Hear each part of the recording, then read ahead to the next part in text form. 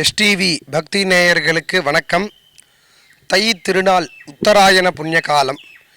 இப்பொழுது இந்த வருஷம் முதல் பண்டிகையாக இந்த தை திருநாள் வருகின்றது. அந்த தை திருநாளிலே சூரிய வழிபாடு மிகவும் ரொம்ப முக்கியமானது.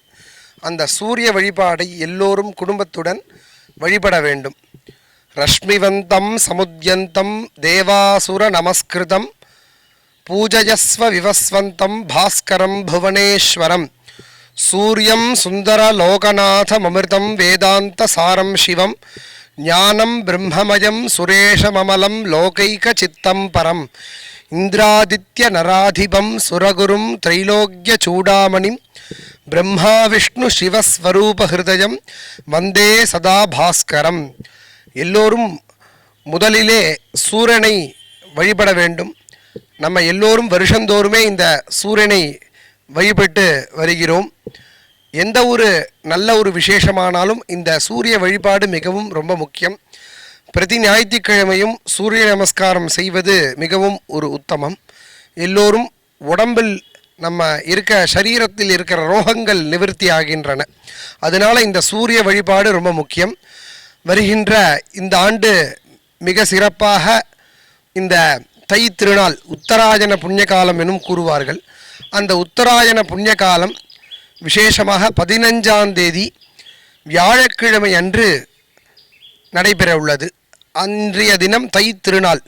அந்த தை பொங்கல் பானை வைக்கும் நல்ல நேரம் 9:30 மணிக்கு மேல் 10:30 மணிக்குள் சாஸ்திர முறைப்படியும் அந்த நேரத்தில் பொங்கல் வைத்து சூரியனை வழிபட்டால் நம்மளுக்கு இருக்கக்கூடிய கஷ்டங்கள் எல்லாமே விலகிறது.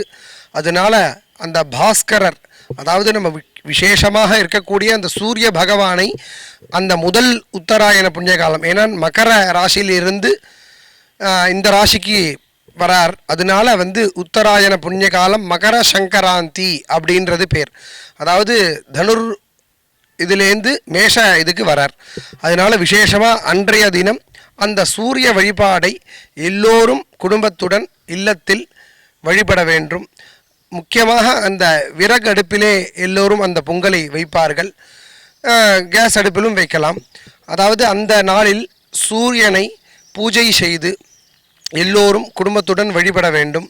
அந்த சூரிய பூஜை செய்த பின் மறுநாள் கோபூஜை, அந்த மாட்டுப் பொங்கல் எனும் கூறுவார்கள். அவசியம் எல்லோரும் அந்த மாட்டுப் பொங்கலை கொண்டாட வேண்டும்.